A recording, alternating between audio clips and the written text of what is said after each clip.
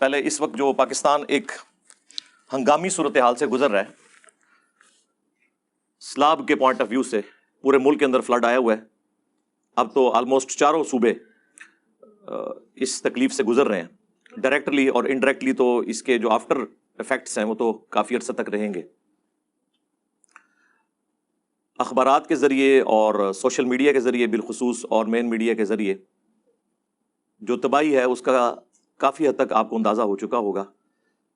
Almost 6.5 lakh کے قریب مکان ہیں جو تباہ ہو چکے ہیں، 8 لاکھ سے زیادہ مویشی ہلاک ہو چکے ہیں، اور ہزاروں میں لوگ جو ہیں وہ شہید ہو چکے ہیں. اس پوری صورتحال کے اندر جو فوت ہو گئے، اللہ تعالیٰ ان کی مغفرت فرمائے اور لواحقین کو ان تکالیف کے اوپر صبر اور صبر کے اوپر اجر عظیم عطا فرمائے. ظاہر مسلمان کا ایٹیٹیوڈ یہی ہے کہ ہر مشکل اور پریشانی میں، خواہ وہ قدرتی آفت ہو یا ہماری گورنمنٹس کی مس مینجمنٹ ہو، اللہ کی طرف رجوع لانا ہے، اس کے بعد اپنی اصلاح کی کوشش کرنی ہے. انا للہ و انا الیہ راجعون، لا حول ولا قوۃ الا باللہ، یا حی یا قیوم برحمتک استغیث، حسبنا اللہ ونعم الوکیل. اس حوالے سے چند ایک گزارشات میں نے آپ لوگوں کے سامنے رکھنی ہے اور انشاءاللہ سوشل میڈیا کے ذریعے پوری دنیا تک پہنچے گی. سب سے پہلے جو مجھے تکلیف ہوتی ہے اس حوالے سے کہ اس طرح کی جب بھی کوئی صورتحال اور قیامت کی ساری نشانیاں جو صرف پاکستان میں پوری ہوتی ہیں، یورپ اور امریکہ تو بڑی خوشحال زندگی گزار رہے ہیں، تو ایسی بری قسم کی جو سچویشن ہے اس کے اندر علماء جو ہیں وہ حکومتوں کو ریسکیو کرنے کے لیے پہنچ جاتے ہیں اور آپ کو یہ بھاشن دیتے ہیں کہ یہ اللہ کا عذاب آ گیا. جی اللہ کا عذاب تو پھر ان پہ آنا چاہیے نا جن کی وجہ سے آج تک ہم ذلیل ہو رہے ہیں. ہمارے بڑے وہ تو سکون کی زندگی گزار رہے ہیں، انہوں نے اگر وزٹ بھی کرنا ہے تو ہیلی کاپٹرز کے اندر کرنا ہے، تصویریں کھچانی ہیں، جعلی قسم کے ہاسپٹلز اور ٹینٹس قائم کر کے تصویریں سوشل میڈیا کے اوپر ڈال کے تو آپ سے چندے بٹورنے ہیں. ان کی تو یہ ترقی کا موقع آ گیا کیونکہ اس کی بنیاد کے اوپر اب چندے اکٹھے کریں گے، خواہ وہ مذہبی جماعتیں ہوں، خواہ وہ NGOs ہوں، خواہ گورنمنٹ ہو. ان میں اچھے لوگ بھی ہیں، میں سب کو نہیں برا کہتا، لیکن عموماً ایسے معاملات میں زیادہ تر لوگ جو ہے وہ مس یوز ہی کرتے ہیں اس فنڈ کو. ان کے اوپر تو کوئی عذاب نہیں آیا، ان کے لیے تو نعمت بن کے یہ چیزیں آئی ہیں. ابھی تو باہر سے جتنی امداد آئے گی آپ کو پتہ ہے کتنی یوز ہوتی ہے. 8 اکتوبر 2005 کے زلزلے میں جو کچھ ہوا وہ آپ کے سامنے ہے. پھر اس ساری صورتحال کے اندر یہاں پہ جو چیزوں کے ریٹ بڑھ جاتے ہیں وہ تو ماشاءاللہ مسلمان ہی بڑھا رہے ہوتے ہیں نا. اس آفت کے اثرات پہنچنے میں ابھی ہفتوں چاہیے ہوتے ہیں، لیکن جو چیزیں انہوں نے پہلے خرید کے رکھی ہوئی ہوتی ہیں، بیسک نیڈز کی چیزیں، آلو، ٹماٹر، پیاز، ان کی قیمتیں 3 گنا بڑھا دیتے ہیں. تو اس سے آپ اندازہ لگا لیں کہ ان لوگوں کو اپنی قبر و آخرت کی کوئی فکر نہیں ہے. آپ کے سامنے ہے صورتحال ساری. تو ایسے موقع کے اوپر علماء کا کام صرف یہ نہیں ہے کہ ان کو آخرت اورینٹڈ کریں، یہ بھی ضروری ہے. اصل چیز یہ ہے کہ حکمرانوں کو، بڑوں کو جھنجھوڑا جائے کہ یہ آفتیں جو آپ کے ملک میں آفت بن کے آئی ہوئی ہیں، یہ یورپ اور امریکہ میں ہوں تو یہ اپرچونٹی ہے. وہاں والی جو آفتیں ہیں وہ تو آپ سوچ بھی نہیں سکتے، یعنی سمندری طوفان اس کو تو آپ نہیں روک سکتے، زلزلے کو بھی کسی حد تک مینج کر سکتے ہیں، اس سے بھی چھٹکارا نہیں ہے، ٹورنیڈو سے چھٹکارا نہیں ہے. لیکن یہ کون سی آفت ہے کہ بارشیں زیادہ ہوئی ہیں اور ان ساری چیزوں کو آپ ڈیم بنا کے مینج کر سکتے تھے. ڈیم اسی لیے بنائے جاتے ہیں، اور آج سے نہیں بنائے جا رہے، ہزاروں سال سے بنائے جا رہے ہیں، قبل از مسیح بن رہے ہیں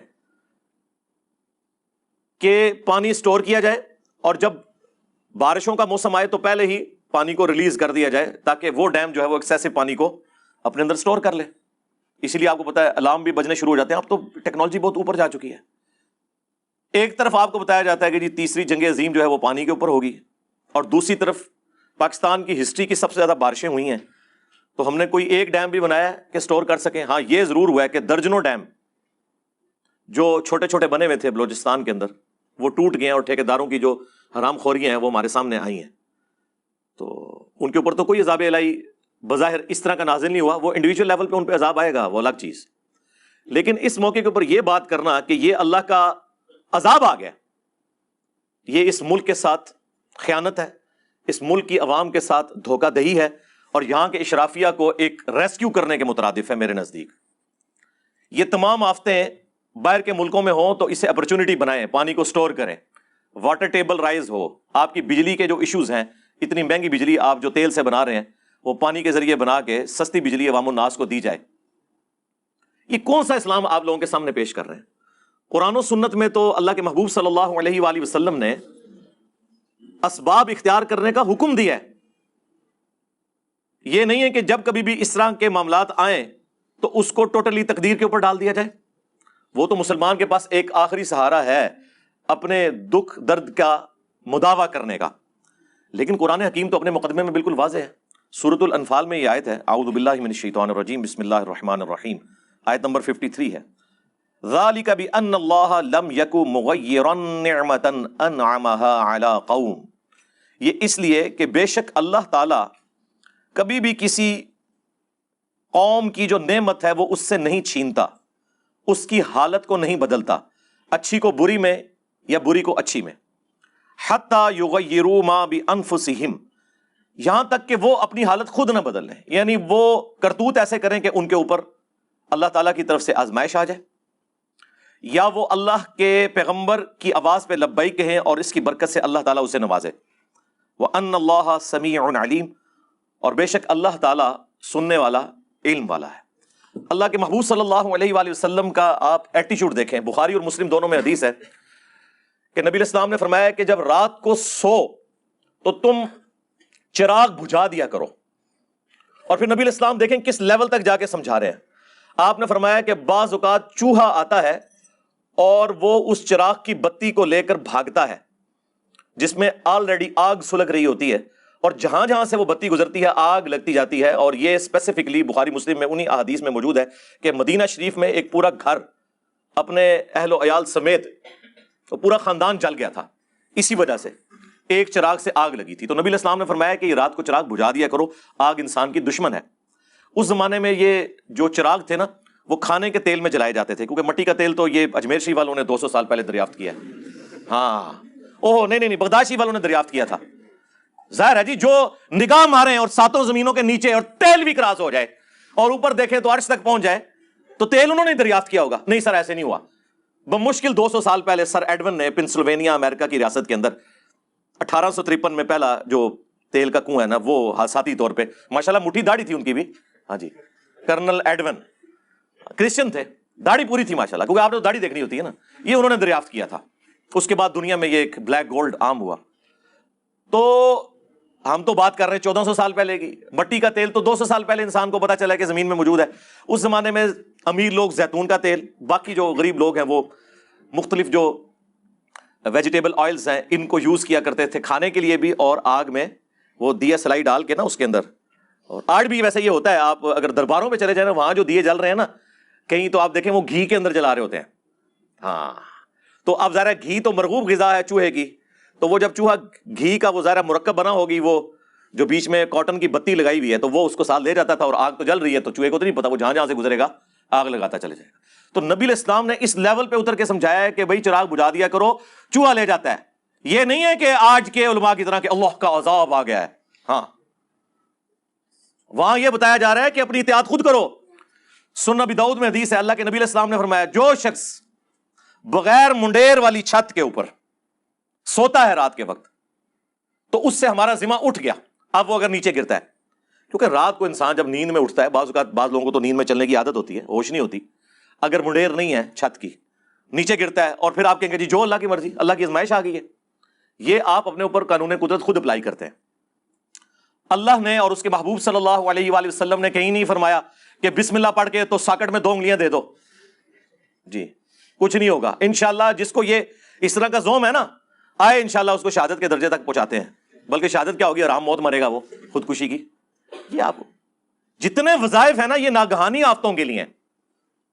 جب آپ اپنے اوپر خود تقدیر غالب کرتے ہیں نا پھر اللہ کا ذمہ اٹھ جاتا ہے. یہ جو صحیح مسلم کی حدیث ہے کہ جو رات کے وقت پڑھ لے 3 دفعہ اعوذ بکلمات اللہ التامات من شر ما خلق، تو اللہ تبارک و تعالیٰ کی طرف سے اس رات میں بچھو یا اور زہریلے جانوروں کا جو ڈنک ہے وہ اس کے اوپر اثر نہیں کرے گا. یہ اس صورت میں ہے جب یہ ناگہانی آفت کے طور پہ ہو. یہ نہیں ہے کہ کوئی یہ دعا پڑھ کے تو جا کے بچھو جو ہے وہ اپنے ہاتھ پہ رکھ کے کھیلنا شروع کر دے کہ میں دعا پڑھی ہے. اس طرح نہیں ہونے کا میرے بھائی. نہ آپ بسم اللہ پڑھ کے تو زہر پیے تو بچ جائیں گے، وہ کہانی ہے جو آپ کو کرواتے رہے خدا کے لیے. زہر والا مسئلہ تو حل ہو گیا، پتہ ہی نہیں جعلی زہر ہے کہ اصلی ہے. بجلی بارل اصلی جے. ہاں جنہوں شوق ہے نا کرامت دکھانے دا آ جاؤ اتنے، ٹھیک ہے نا. کیا لوگوں کو آپ اس طرح کی چیزیں سکھا رہے ہیں؟ کون سا دین آپ پیش کر رہے ہیں؟ صحیح مسلم میں آلموسٹ 50 کے قریب احادیث ہیں تقدیر کے چیپٹر کے اندر، دا چیپٹر آف ڈیسٹنی. اس میں جو آخری حدیث امام مسلم نے لی ہے نا، بخاری میں بھی کتاب القدر چیپٹر موجود ہے، وہ بڑی کمال کی حدیث ہے. صحیح مسلم کے اندر امام مسلم نے مسئلہ تقدیر کو کنکلوڈ اس چیپٹر کے اندر اس حدیث کے اوپر کیا ہے کہ نبی علیہ السلام نے فرمایا کہ اللہ تعالیٰ کو صحت مند مؤمن کمزور مؤمن سے بڑھ کر محبوب ہے. ظاہر صحت مند ہوگا تو کام کرے گا نا، لاغر آدمی نے کیا کام کرنا ہے؟ بہرحال دونوں ہی میں خیر ہے. یہ نبی علیہ السلام نے اس کو کور اس لیے کیا کہ ہو سکتا ہے کوئی نیچرلی کسی کی صحت کمزور ہو، لیکن اپنی صحت کا خیال رکھنا ضروری ہے. پھر نبی علیہ السلام نے ساتھ فرمایا، اے ابو ہریرہ، جو چیز تجھے نفع دے اس کے لیے پوری کوشش کرنا، پھر اللہ سے مدد طلب کرنا، کاہلی نہ کرنا، سستی نہ کرنا. ہاں پھر بھی اگر کوئی رزلٹ تمہارے خلاف نکل آئے تو کہنا جو اللہ کی مرضی. اگر مگر نہ کرنا، اگر مگر شیطان کا دروازہ کھول دیتا ہے. یعنی پوری ایفرٹ پٹ کرنے کے بعد اگر رزلٹ خلاف آ جائے تو کہنا ہے اللہ کی مرضی. اس قوم نے کون سی ایفرٹ پٹ کی ہوئی ہے؟ نالا لئی جتنی بار بھرتا ہے نا، درجنوں لوگ شہید ہوتے ہیں، سینکڑوں مکان متاثر ہوتے ہیں. تو آپ پھر کس طرح یہ کہہ سکتے ہیں کہ ہم نے کوشش کی ہے پوری اور اللہ سے مدد طلب کی ہے؟ میرے بھائی اسلام میں یہ نہیں ہے کہ آپ نے محنت نہیں کی ہے اور اینڈ پہ آپ دروشی پڑھ کے تو پیپر پہ پھونک کے خالی دیں تو آپ پاس ہو جائیں گے. انشاءاللہ ضرور فیل ہوں گے. ہاں اس طرح نہیں ہوتا. ایسے تو نہیں ہوتا. ہاں ایسے تو نہیں ہوتا. یہ کن کہانیوں کے اندر ہمارے علماء نے، ہمارے بڑوں نے ہمیں ڈالا ہوا ہے. آپ لوگ اکثر پوچھتے ہیں نا کہ یہ قوم ترقی کیوں نہیں کرتی، مسلمان پیچھے کیوں رہ گئے ہیں؟ انہی وجہ سے. خود عیاشیوں کی زندگی گزار رہے ہیں، آپ کو اس کام میں ڈالا انہوں نے جو اللہ کی مرضی. خود سارے کام کر رہے ہیں، کوئی موقع نہیں جانے دیتے. ابھی دیکھیں سارے مولوی ایک ایک کر کے جو ہے نا چندے بٹورنے کے لیے نکل آئے. ان کو پوچھو تمہارا کیا ایکسپیرینس ہے کہ تم جا کے وہاں پہ جا کے تقسیم کرو گے؟ وہاں تک پہنچ ہی نہیں سکو گے. صرف کریڈیبل جو لوگ ہیں نا جی، ان کو آپ چندہ دیں، عیدی والوں کو دیں. جماعت اسلامی کی الخدمت فاؤنڈیشن ہے جن کی ایک پوری دنیا کے اندر ایک کریڈیبلٹی ہے، کئی ملکوں میں وہ کام کر رہے ہیں، ان کو آپ دیں. اسی طریقے سے لوکل لیول کے اوپر جن کے اوپر آپ کا اعتماد ہے ان کو دیں. مولویوں کو نہ دیں، یہ ان کی توندیں بڑھیں گی. آپ دیکھیں ایک ایک کر کے سارے مولوی نکل رہے ہیں کہ جی ہم تو یہ کام کرنے جا رہے ہیں، یہ کرنے جا رہے ہیں. بھائی کیا کریں گے؟ آپ سے 1 کروڑ روپیہ لیں گے، 2-3 لاکھ روپیہ ان کے اوپر لگائیں گے، باقی راستے میں وہ جو انہوں نے فیولنگ کے اوپر خرچہ کرنا ہے اور جو اپنی یاشیاں کرنی ہے، پہلے اگر انہوں نے ٹفن میں کھانا لے کے جانا تھا، اب اسی پیسے کی مرغ کڑھائی بنوائیں گے اور کہیں گے ہم تو اللہ کی راہ کے مسافر ہیں اور ہمارے اوپر یہ لگ جائے گا چندہ. آپ کو پتہ ہی نہیں ہے کیا کیا ہیلے کرتے ہیں. میں تو ان کے ساتھ رہا ہوں نا. ان کی یاشی کا لیول آپ چھوڑ دیں کیا ہے، تو اپنے چندے ان کے اوپر ضائع نہ کریں. اور جو لوگ بھی اس حوالے سے جتنی این جی اوز کام کر رہی ہیں ہم انہیں اپریشیٹ کرتے ہیں. اللہ تعالیٰ انہیں جزائے خیر دے. اور پاک فوج بھی اس حوالے سے کام کر رہی ہے، لیکن بہت زیادہ کام کرنے کی ضرورت ہے. میں تو سیٹسفائی نہیں ہوں جس لیول کا کام ہو رہا ہے، کیونکہ سب سے آرگنائز ادارہ پاکستان میں فوج کا ہے. وہ بہت بہتر اس سے پرفارم کر سکتے ہیں، وہ کریں.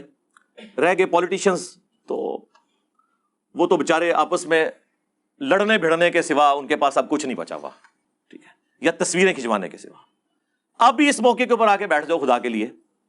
کئی بار میں چیخ چکا ہوں کہ یار 2 کام کرو. ایک چارٹر آف ڈیموکریسی لکھو تاکہ یہ ایک دوسرے سے گلے کرنا بند کرو کہ فلاں نے فلاں کی ٹانگ کھینچی اور اس کی حکومت ختم کروا دی. کنسنسس ہوگا، حکومت 5 سال سے پہلے گرے گی نہیں. عوام پھر فیصلہ کرے گی کہ اب اس کے ساتھ کیا سلوک کرنا ہے. دوسرا چارٹر آف اکانومی لکھ لیں کہ اکانومی کے پوائنٹ آف ویو سے جتنی اکنامک پالیسیز ہیں وہ کنسنسس سے اپوزیشن اور گورنمنٹ کے بنے، تاکہ کوئی بھی گورنمنٹ میں آئے وہ یہ نہ کہ یہ پروجیکٹ تو پچھلے نے شروع کروایا تھا، یہ تو وہ کمٹمنٹ کر گیا، ہمارا کیا قصور ہے. سارے بیچ میں شامل ہوں. اب اس موقع کے اوپر اس آفت کے اندر اگر آپ نے اکٹھا نہیں ہونا تو بعد میں کب ہونا ہے. اور یہ یاد رکھیے گا، آپ لوگ تو سمجھ رہے ہیں یہ ابھی سیلاب ختم ہو گیا، یہ سالوں ہم بھگتیں گے. آپ کی فصلیں تباہ ہو چکی ہیں، فروٹ تباہ ہو چکے ہیں، اور یہاں پہ ریٹس کتنے بڑھیں گے وہ تو ایک الگ بات ہے. جانور تباہ ہو چکے ہیں، گوشت کے ریٹ کے ساتھ کیا ہونے والا ہے وہ ایک الگ چیز ہے. اب اصل مسئلہ یہ ہے کہ جو اتنے لاکھوں لوگ بلکہ ملینز آف پیپل اس تکلیف سے گزر رہے ہیں ان کو دوبارہ سے سیٹل کرنا. اس کے لیے میں گورنمنٹ سے اپیل کروں گا کہ ان تمام علاقوں کو آفت زدہ قرار دے دیں. یعنی جو ایک دنیا میں ایک ٹرم بولی جاتی ہے اس حوالے سے کہ جب کوئی علاقہ آفت زدہ قرار دے دیا جاتا ہے تو وہاں پھر بجلی گیس کا بل اور یہ ساری کی چیزیں، کسی کی بجلی نہیں کاٹی جاتی، ظاہر ہے وہ بیچارے آفت کے اندر ہے، نہ انہوں نے بل دینا ہے نہ باقی معاملات انہوں نے پورے کرنے ہیں جب تک کہ وہ سٹیبل نہ ہو جائے. اسے کہتے ہیں آفت زدہ قرار دینا. تو اس وقت تو پورے کا پورا ملک آفت زدہ قرار دیا جانا چاہیے، لیکن کیا کریں، پیسے ہی کوئی نہیں ہے، پہلے ہی ادھار کے اوپر چل رہے ہیں. تو بڑے لوگ اپنے جو جوڑے بھی تجوریاں ہیں ان کو ڈھیلا کریں نا، بجائے عوام سے اپیل کرنے کے. وہ کہہ رہے ہیں جی اتنے کروڑ کا فنڈ ریلیز کر دیا. میں سوچ رہا ہوں یہ جتنے کروڑ کے فنڈ کی بات کر رہے ہیں، یہ ایک دن میں اتنے کروڑ کے پلاٹ خریدتے اور بیچتے ہیں، یہ کون سا کمال کر رہے ہیں؟ اور وہ فنڈ ریلیز کر رہے ہیں ہمارے ٹیکسز کا. اپنی آپ کی کیا کنٹریبیوشن ہے؟ یعنی میں پوچھوں گا سب سے پہلے تو زرداری صاحب سے جو سب پہ بھاری ہیں کہ انہوں نے کیا کنٹریبیوٹ کیا ہے. اس کے بعد نواز شریف صاحب نے، شہباز شریف صاحب نے اپنی جیب سے کیا کنٹریبیوٹ کیا ہے، عمران خان صاحب نے اپنی جیب سے کیا کنٹریبیوٹ کیا ہے، اور جتنے مافیا جو ان کے ساتھ بیٹھے ہوئے ہیں، آٹا چور، چینی چور، جن کو انہوں نے فیسلٹیز دی ہیں اپنے اپنے ادوار کے اندر، سب نے انہوں نے کیا کیا ہے؟ یہ کر رہے ہیں کہ وہ ڈیم توڑوا کے پانی جو ہے وہ غریب لوگوں کے گاؤں کے اندر بہا رہے ہیں تاکہ ان کی فصلیں بچ جائیں. ہزاروں، سینکڑوں نہیں، ہزاروں چھوٹے چھوٹے گاؤں صفحہ ہستی سے مٹ چکے ہیں. اب تو ویڈیو سامنے آ رہی ہیں کہ ایک طرف آبادی ہے، وہاں پہ پانی چھوڑ دیا انہوں نے. ظاہر ہے جب نہر کے اندر یا نالوں کے اندر پانی اوور فلو ہونا شروع ہوتا ہے نا، پھر خطرہ ہوتا ہے کہ وہ اپنی مرضی سے کوئی جگہ توڑ کے تو راستہ بنائے گا. تو یہ اس سے پہلے کہ وہ راستہ بنائے نا، یہ ڈیم کو یا اس بند کو توڑ دیتے ہیں تاکہ اپنی مرضی کی جگہ پہ چھوڑ دیں اور باقی اشرافیہ کو بچا لیا جائے. تو گنے کی فصلوں کو بچانا، کپاس کی فصلوں کو بچانا جو وڈیروں کی ہیں، غریب لوگوں کو ڈبو دینا. اور سٹوریج کا یہ حال ہے کہ آپ دیکھیں لاکھوں ٹن گندم پڑی پڑی جو ہے وہ خراب ہو گئی ہے، کسی غریب کے منہ میں نہیں ڈلی. تو مس مینجمنٹ کی کوئی حالت نہیں ہے. اچھا یہ ہم جب باتیں کریں گے نا تو آپ میں سے بعض بھولے لوگ یہ کہیں گے کہ جناب انجینئر صاحب آپ کیوں نہیں سیاست میں آ جاتے؟ ہاں، تاکہ جڑا میں کام کر رہا ہوں اس تو بھی جانتا رہا. ہاں، آپ کیوں نہیں آ جاتے؟ ہم یہ کرٹیسزم اس لیے نہیں کر رہے کہ ہم انہیں کہتے ہیں کہ ہم آپ سے بہتر کام کر سکتے ہیں، نہیں، یہ نہیں کہہ رہے. ہم یہ کہہ رہے ہیں کہ جو آپ کر سکتے ہیں وہ تو کریں نا. ہم کب کہہ رہے ہیں کہ ہم یہاں آگے بیٹھنا چاہتے ہیں؟ ماشاءاللہ آپ لوگوں کا اتنا تجربہ ہے. اپنے ذاتی بزنس کے اندر کون ناکام ہے مجھے بتائیں؟ سب لوگ جو ہے وہ جنہوں کہ اندر نا سر کڑائی وچ ہے، دسے کہ ہوئی تے سر کڑائی وچ، یہ حالت ہے. یہ سارے کا سارا نزلہ غریب لوگوں کے اوپر گر رہا ہے. اپنے کاروبار تو ان کے آپ دیکھیں کس طرح ترقی کر رہے ہیں، تو اسی طرح کی ایفرٹ یہ پٹ نہیں کر سکتے. اور پلوں کی حالت دیکھیں آپ، پل ٹوٹ گئے. میں سوچ رہا تھا یہ پل جو ٹوٹے ہیں ان سے پل کہاں سے بننے ہیں؟ ان کو تو مہینوں چاہیے. اور غریب بندے کی جو سواری ہے ریل گاڑی، ٹرین، وہ تو آپ بیچارے یوز کر بیٹھے. بلوچستان تو آلموسٹ کٹ آف ہو چکا ہے. جنوبی پنجاب کی بھی آپ نے حالت دیکھ لی ہے، کے پی کی حالت دیکھ لی ہے. ٹھیک ہے، کے پی میں کل وہ دیکھ رہا تھا لوگوں کا. آپ ذرا دیکھیں کہ لیول کیا ہے. بالکل پل کے ساتھ سے پانی گزر رہا ہے اور وہ پل کے اوپر نہ بچوں سمیت نہ پکنک منانے کے لیے آئے ہوئے ہیں. ان کو پتہ ہی نہیں ہے یہ پل جو ہے نا یہ پورے کا پورا ہی بیگ ہے، تو پھر کیا کرو گے؟ نہ وہ روکنے سے رکتے ہیں. یہ اس قوم کا مینٹل لیول دیکھ لیں کیا ہے. پھر وہ جو 5 بھائی تھے یا دوست تھے جو بھی، جو گھنٹوں تک فریاد کرتے رہے آپ کے سامنے، ٹھیک ہے، ایک ہیلی کاپٹر نہیں وہاں پہنچ سکا. اور یہ واقعہ اس جگہ کا ہے کہ جہاں پہ حکومت اس لیڈر کی ہے کہ جس نے پوری قوم کو جو ہے نا وہ، اب میں یہ نہیں کہتا ٹرک کی بتی کے پیچھے لگایا ہوا ہے، تقریریں کروائیں ان سے، ٹھیک ہے، باتیں سنیں ان کی. ہم نے ان لوگوں سے عشق اس لیے کیا تھا کہ چوروں سے جان چھوٹی ہے. ہمیں کیا پتا تھا سب سے بڑے چور ڈاکو اس کے ساتھ بیٹھنے والے لوگ نکل آئیں گے اور ان کی سرپرستی یہ شخص کر رہا ہوگا. کے پی میں کس کی حکومت ہے پچھلے آلموسٹ 10 سال سے؟ تو وہاں تو سیلاب نہیں آنا چاہیے تھا نا، وہاں تو صورتحال بہتر ہونی چاہیے تھی. او بھائی جیڑا کٹو ہی لال جے. ہاں، اس کی وجہ یہ ہے کہ یہ جتنے لوگ ساتھ اٹیچ ہیں نا، یہ کچھ عرصہ پہلے پیپلز پارٹی میں تھے، کچھ عرصہ پہلے نون لیگ میں تھے، کہیں اور تھے، پھر جمع ہو کے یہاں آ گئے اور ماشاءاللہ یہاں آتے ہی وہ ایک ان کو ایمانداری کا سرٹیفکیٹ مل گیا. بھائی پوتڑیاں دے بگڑے نے، ہاں جی، پیمپرز کی عمر کے، ڈائپرز کی عمر کے بگڑے ہوئے لوگ ہیں. ان کی اصلاح ایک دن میں نہیں ہونے والی، بلکہ نہیں ہونے والی. ان کے لیے دعا کرے اللہ ان کو ایمان و عافیت کے ساتھ اپنے پاس بلا لے. ہاں، جنت الفردوس میں رکھ لے. ہاں، جنت کی دعا کریں ان کے لیے صبح و شام، جہنم کی نہ کریں. یہ جنت میں بھی پہنچ جائے نا تب بھی دنیا میں سکون آ جائے. ہم اس پہ بھی راضی ہیں کہ جہنم میں نہ پھینکا جائے، جنت میں پہنچ جائیں. لیکن دنیا تو رہنے کے قابل ہو جائے، یہ ملک تو رہنے کے قابل ہو جائے، بس دنیا میں قیامت کی ساری نشانیاں پاکستان وچ پوریاں ہو رہی ہیں، ہاں پوری دنیا اتنے جا رہی ہے، اسی تھلے جا رہے ہیں، قیامت دی نشانیاں نے۔ یہ جو ہے نا حکومتی ملے، انہوں نے یہ آپ کو اس قسم کی پٹیاں پڑھائی ہیں حکمرانوں پہ کبھی پردہ ڈالنے کے لیے نا، اور جس طرح کی عوام ہو اس طرح کے حکمران آ جاتے ہیں اوپر۔ اس بات کو کرنے کا مقصد کیا ہوتا ہے؟ حکمرانوں کے اوپر پردہ ڈالنا۔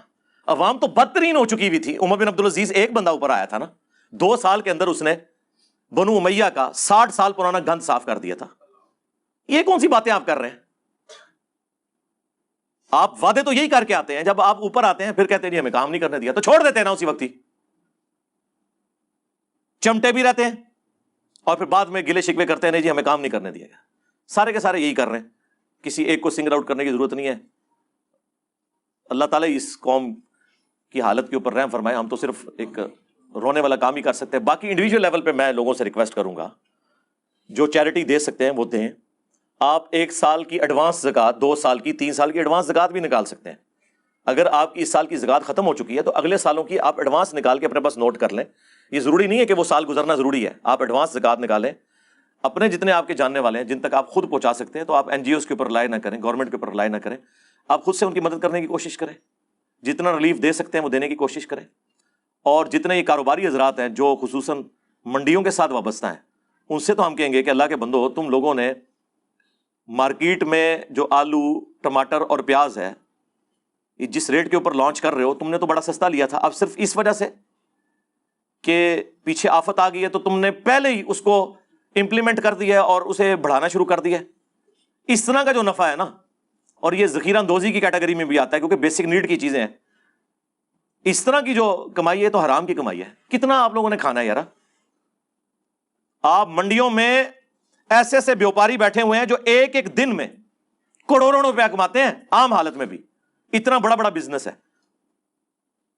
ان سے کہا جائے کہ یار چلو آفت آئی ہے اس وقت، ریٹ ہم نہیں کہتے کہ تم کم کر دو، ایٹ لیسٹ سٹیبل تو رہنے دو۔